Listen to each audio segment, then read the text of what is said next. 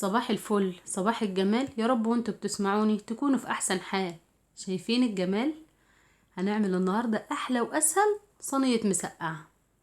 حضري العيش وتعالي بقى اما اقولك هنعملها ازاي. معايا بتنجان، فلفل، شطه، طماطم طبعا، والثوم. هي دي مكوناتنا. هنبدا بالتقطيع كل الخضار اللي عندنا. مبدئيا هنقطع البتنجان وهنحطه في ميه بملح. نسبيا الميه بملح بتخفف ان البتنجان يشرب زيت، بس يعني هيشرب بس يعني نوعا ما.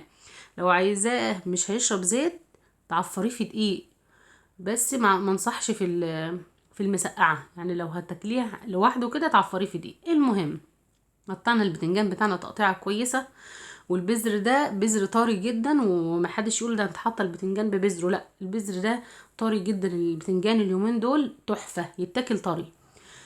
نقعناه في ميه بملح، وقطعنا كل الخضار بتاعنا، الطماطم، وقشرنا الثوم، وقطعنا الشطه، وقطعنا الفلفل نصين. هنحمر البتنجان تحميره ذهبي كده. انا مش عايزاه ياخد لون من اللي هو التحمير بتاع الاكل، عايزاه برضو يعني يكون مستوي بس متحمر لون ذهبي وحلو كده. واحنا بنحمر البتنجان هنحط على العين التانية نعمل الصلصة. حطيت حبة زيت كده من بتوع اللي انا بقلي فيهم، او زيت زي ما انت عايزة. وبعدين هنحط 10 فصوص توم حلوين كده، وحط حبة طماطم صغيرين لغاية ما يتسبكوا كويس قوي. الطريقة دي بتخلي الطماطم معاكي تحفة. مش كده وبس، انا حاطة على الطماطم دي قطعة كده قد ايه قد ايه اللي فاكر علبة الكبريت، قد علبة الكبريت بنجر. حتة حلوة كده بتخلي الصلصة لونها تحفة. وانا اليومين دول يعني كل حاجة قعدت بحط عليها بنجر في العصير وفي الطماطم، ويعني مظبطة البنجر اليومين دول لان بصراحة فوائده غير طبيعية. هنحط الطماطم تتسبك والبتنجان والفلفل يتقلى، وهحمص البهارات.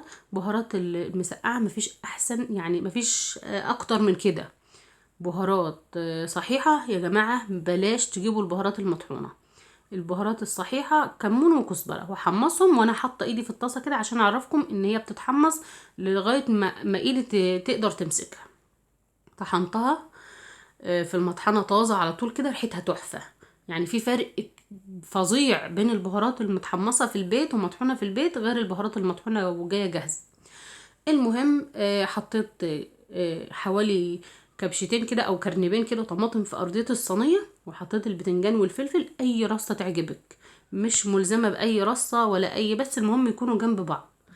يعني ما يبقاش طبقات كتير، بالكتير طبقة او يعني التانية فوق على الوش كده مش كتير. وبعدين هنحط برضو كرنبين 3 طماطم. الطماطم بتاعتنا عليها ملح وعليها معلقة سكر عشان الحموضة، ومفيش اكتر من الكمون والكزبره. وطبعا انا ما حطيتش شطه كتير لان الشطه اللي محطوطه ومتحمره الصغننه دي نار، فما شاء الله قامت بالواجب.